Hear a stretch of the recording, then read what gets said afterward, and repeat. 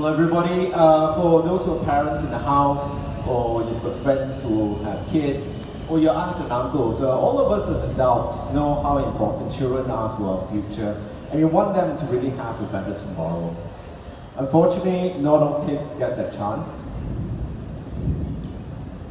Some kids, unfortunately, are diagnosed with something called a rare disease. Like my second son, Brandon, here, when he was 1, he was diagnosed with a rare neuromuscular condition called SMA.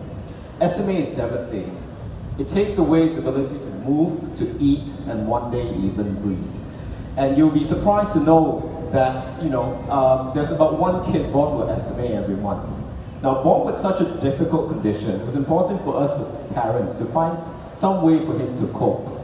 Being that young, he doesn't have the language or the emotional maturity to understand what's going through. So we tried various things to play with him. One of it was art. And art's really great because it's so accessible. All you need is some paint and your hands, and off you go. And when he's doing his art, it helps with his therapy because he's making his hands move. But one of the things that we did realize that started to happen was through his art, we started to be able to reach out to us, to become a lot less withdrawn, to handle the pain that he was going through. And we started to see, wow, there's a healing power of art that we've accidentally discovered. Now, with SMA, it's only one of about 7,000 other conditions which are classified as rare. And you'd be surprised to know that rare conditions as a total number more than cancer and AIDS combined. But what's common with all the rare diseases is how devastating it is to families.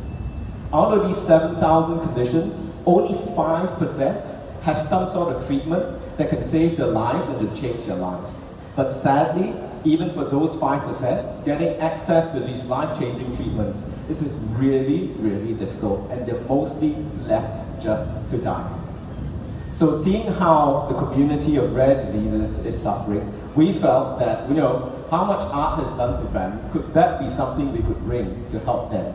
And we found a way to create a safe and conducive space to invite the communities isolated from community to come out and discover how they could also work with art to improve their well-being.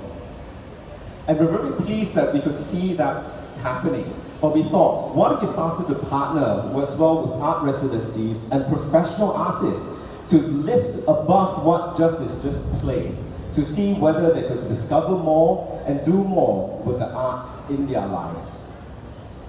And we felt with that, what's important is really a whole of society approach. That's when we started to contact some corporates, and they were nervous dealing with such a fragile, difficult community, but we're very glad that they trusted us to be able to create safe, conducive spaces in which they could start to understand what rare diseases were and to build relationships with that community within their corporate programs. So these programs took a life of its own because the staff themselves, after hearing these stories of courage and inspiration, they started to feel, a certain meaning in life. And using art itself, they too started to come together as teams in a shared expression of compassion and empathy for the people they're working with. Even up to the top level. So this is Maybank CEO, this is his top team. And in fact, they did this collaborative art piece and they challenged even their chairman and their directors to do it. So we started to discover, hey, there's a powerful way for corporates to do CSR, and yet in that process of the programs, they got a lot out of it in a creative, fun way which brings people together. And then we've decided, why don't we involve the public as a whole of society approach through 2 things: exhibitions of the outputs of these art programs, as well as the auction. Why the auction is important is that people like you and me, anyone here, can go to an art exhibition to which you can get a lot just from viewing an art, but if you choose to help, you can. Right? It's so easy. There's an exhibition, and then you can also participate in the auction.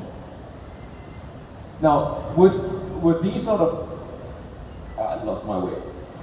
So, having done this with a couple of clients, we're happy that we could be validated by various top brands that you recognize, and these are at both national, HQ, and group level as well. So I think we found a way that we can replicate this model of services, which is exhibitions and auctions, and product sales to be able to deliver benefit.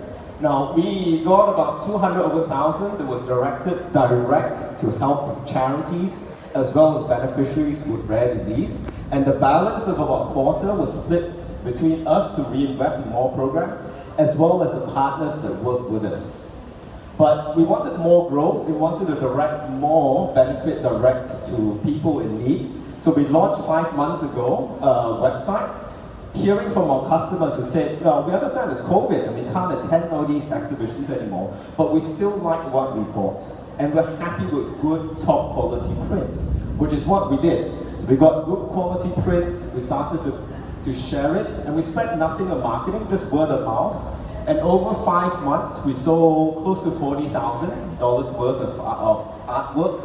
And these same customers came back and said, we appreciate what's going on into the design and the art, and we want to look for more products which are related. So we started to spin off other products. There are the strong requests for tote bags, which we can now even do as pre-sold, so we don't need to hold inventory. And even tactical sort of things, so that this is Mother's Day. So Mother's Day, we sold about 4,000 worth of cakes, and then we did a Father's Day as well, with the artwork on the cake.